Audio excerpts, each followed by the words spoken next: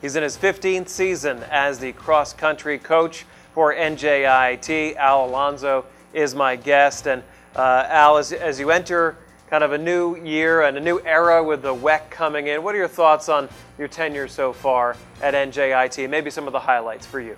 It's actually been exciting. I originally came thinking I was only going to be here a year, and now it's been 15 years. I've seen the program grow from just cross-country to indoor and outdoor track, and from Division II to Division I. So it's been exciting.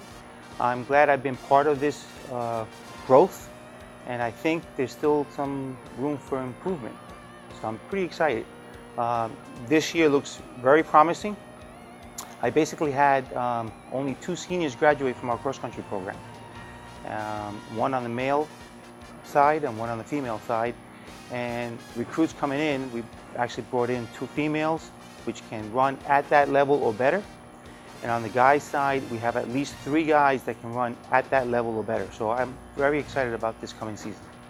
What has the entry into the ASUN done for that recruiting process for you? Well, ASUN is a very competitive program, conference, and we're very excited about that. In the previous conference that we were in, we started at the very low level, and by the time that we exited the conference in cross country, we were number 2 in the conference. In ASUN, we started again in the low end, but we've seen progression, and we're very excited about our future at the ASUN. Al, you mentioned you bring just about everybody back to these cross-country teams this year. Who are a couple of the top contributors that we should keep an eye on? Well, my top runners on the women's side is Chloe. So I'm expecting her to continue doing what she has done for me in the past. Chloe Jelly. Chloe Jelly. And then we have several athletes from last year's team that were only freshmen. They're going to make a bigger impact this year. So on the women's program, we have everybody returning except for that one that I mentioned. So it's exciting. And none of them are seniors. So as we go on forward, all of them will be back next year. On the men's side, like I mentioned, I lost 1 senior, but I also regained Blake, William Brancato, which redshirted last year for this year, okay? And he is in awesome shape. I'm expecting him to make significant waves in the ASUN.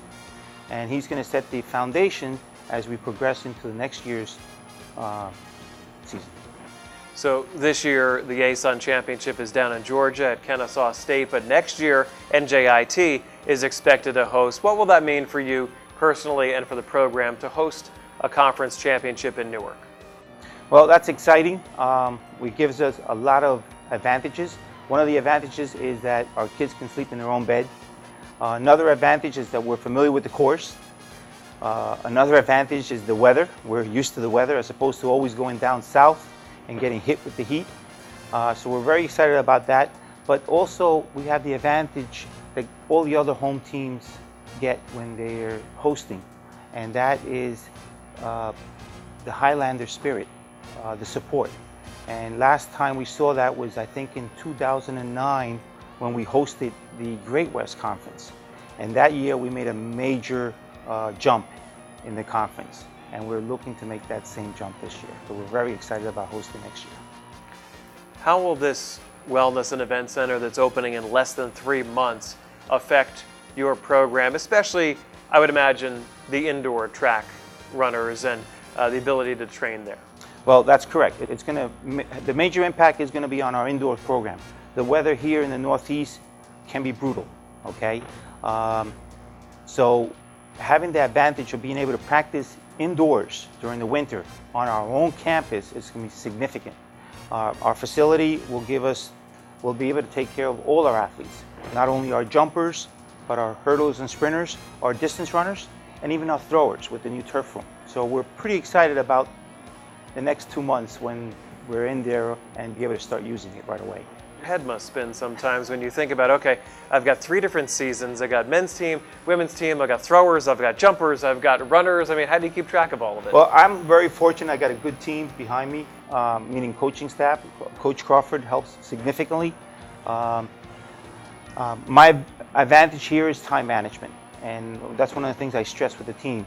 And I think that actually helps a lot, and it helps them prepare for when they leave NJIT. before I let you go, what are some things that people should know about maybe the chemistry or the makeup of your teams and the types of runners that you have here at NJIT?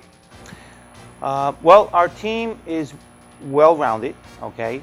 So we have almost all the majors. Just like the makeup of NJIT, we do have a lot of engineers, okay? So the engineering background is very important. And actually, that's one of the reasons I actually chose to come to NJIT. I'm an engineer. I like working with engineers. I work with engineers during the day. I come home and I'm working with future engineers. So I'm actually very excited with the type of students that we have here. And they get along very well. The chemistry, the way we look at it is we're a family. And that's how we treat it. So I'm very excited about being at NJIT with this team. All right, very good. Appreciate the time, Al. Thank you. Thank you. Okay, longtime head coach here at NJIT, Al Alonso.